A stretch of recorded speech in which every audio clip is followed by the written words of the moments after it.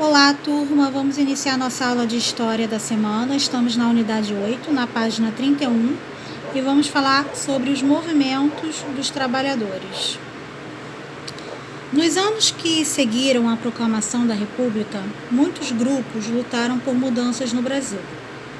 O grupo dos operários, por exemplo, começou a reivindicar melhores condições de trabalho. Nas fábricas das grandes cidades, geralmente se trabalhava 16 horas por dia, muitas vezes em condições inadequadas para a saúde do trabalhador. Por isso, parte desses operários fez uma greve em 1917 para reivindicar os próprios direitos, ou seja, para eles poderem melhorar a qualidade de vida deles no trabalho, no ambiente deles de trabalho, tá? Bom, façam a leitura dessa fonte histórica, da página 31. Façam a atividade da 32, da 33 e vamos para a 34. Aqui na página 34, nós temos uma notícia de uma fábrica da Volvo, no Paraná, que entrou em greve também. Só que esse fato aconteceu mais recentemente, no ano de 2015. Deixa eu ler um trechinho aqui dessa notícia para vocês.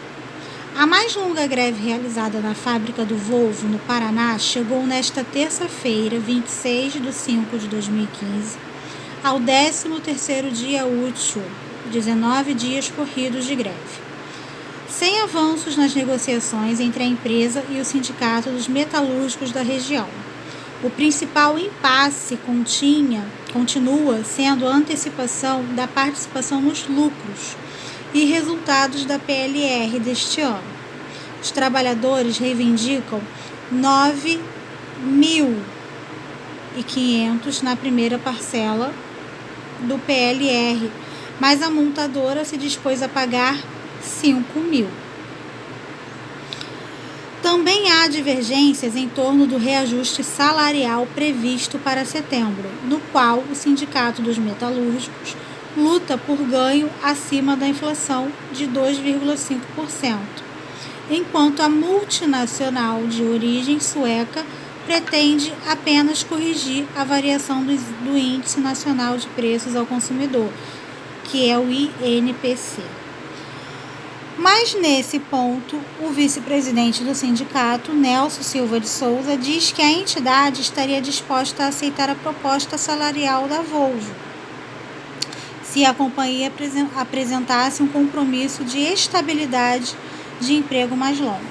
Até agora, a Volvo está garantindo a manutenção dos empregos até dezembro. O sindicato quer pelo menos um ano de estabilidade, ou seja, um ano onde o empregador possa ficar mais tranquilo no seu trabalho, sem ter aquela aflição, sem ter aquela angústia de que a qualquer momento ele poderia ser mandado embora. A montadora ficou com um excesso de mão de obra de 600 operários após encerrar o segundo turno da produção de caminhões.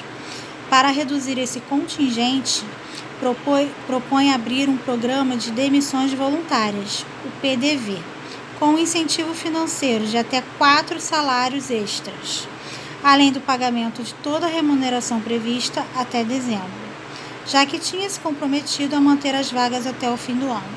Então, isso aí foi um acordo que eles tentaram fazer, tá? Não há discordância do sindicato em relação aos termos propostos pela Volvo no PDV, mas como a negociação foi vinculada a cláusulas econômicas, nas quais não há consenso, ou seja, não entrou em acordo, caso da primeira parcela do PLR do reajuste salarial, a greve, que mobiliza cerca de 2,5 mil operários, vai prosseguir por tempo indeterminado. Uma nova assembleia com os trabalhadores do chão da fábrica da Volvo para definir os rumos desse movimento vai estar marcada para as 7 horas de quinta-feira, dia 28 de 5 de 2015. Bom, gente, eu li para vocês uma reportagem, uma notícia sobre uma greve que foi instalada na fábrica da Volvo, no Paraná, onde ela teve 19 dias corridos de greve. Seus trabalhadores aqui, eles reivindicavam uma participação nos lucros dessa empresa, onde a empresa queria pagar apenas uma parte, né, uma parcela, mas os trabalhadores queriam um valor a mais. Vocês vão ler essa notícia com mais calma, observando os detalhes da notícia, e vão fazer a atividade da página 35, 36 e 37. Agora vamos para a página 38. Os movimentos políticos. Além dos operários, outros grupos que viviam nas cidades brasileiras em outros tempos se manifestaram para solicitar mudanças na organização social e política do Brasil nas primeiras décadas da República. Em São Paulo, por exemplo, esses grupos de industriais, comerciantes, jornalistas, médicos e advogados tinham interesses comuns, como a instituição do voto secreto, que é você poder votar e ninguém saber o seu voto, que é o que a gente faz hoje. Hoje o nosso voto é secreto. Nós vamos nas urnas e ninguém sabe em quem nós estamos votando. E o incentivo à participação popular de modo mais efetivo nas eleições. Para atender esses interesses, criaram em 1926 o Partido Democrático. Esse partido, ele lutava pela concretização dessas propostas. Bom, você já ouviu falar em voto secreto, porque a tia acabou de comentar. É aquele voto que ninguém fica sabendo em quem votamos. Nós votamos nas urnas e ninguém sabe qual foi o político que nós escolhemos, né? Mas eu quero que vocês escrevam no caderno algumas perguntas, pesquisem na Constituição atual, né, de 1988, e respondam essas 3 perguntinhas aqui embaixo. Atualmente, como as pessoas votam?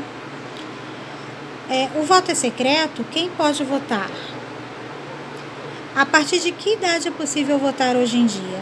Quero que vocês pesquisem e respondam no caderno essas 3 perguntinhas.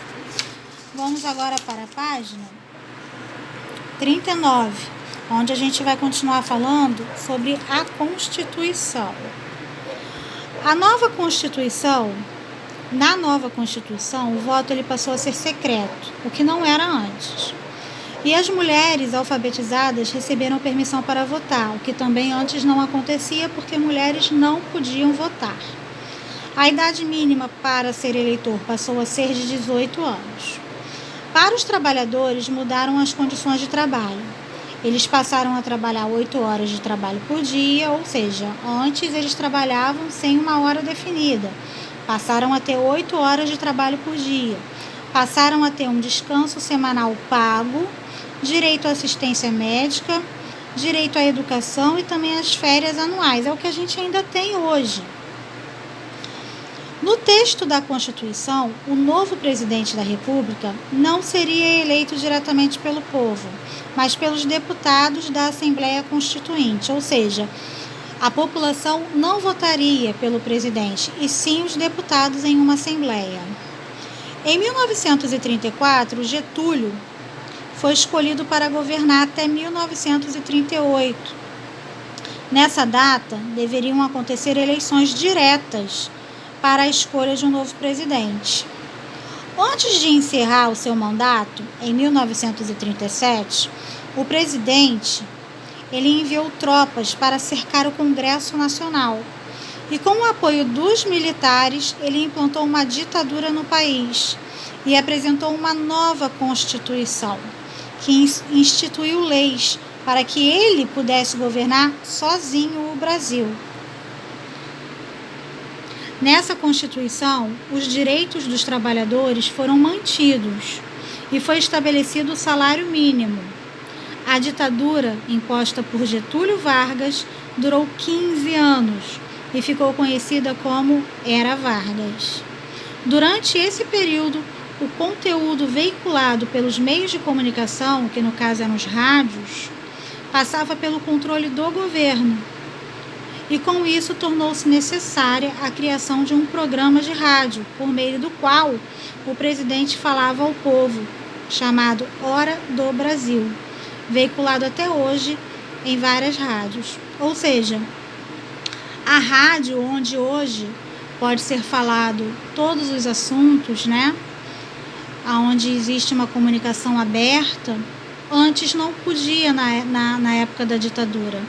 Todo o material, tudo que seria divulgado pela rádio para a população, tinha que passar antes pelo governo, pelo controle do governo, para poder saber se aquela informação, se aquela notícia, ela poderia realmente ser repassada. Hoje em dia, não há mais a ditadura, portanto, a gente tem a nossa liberdade de expressão. Vocês vão fazer aí a página 40, que é a fonte histórica 7, vão fazer a página 41, vão ler sobre a censura dos meios de comunicação, que fala um pouquinho sobre esse tema que eu acabei de falar, né? Que nem tudo podia ser repassado devido à ditadura pelas rádios para a população. Então vocês vão ler um pouquinho sobre a censura e vão fazer aí a página 43 e 44, ok? Boa aula para vocês, fiquem com Deus. Qualquer dúvida, só deixar lá no e-mail para tia. Beijinhos.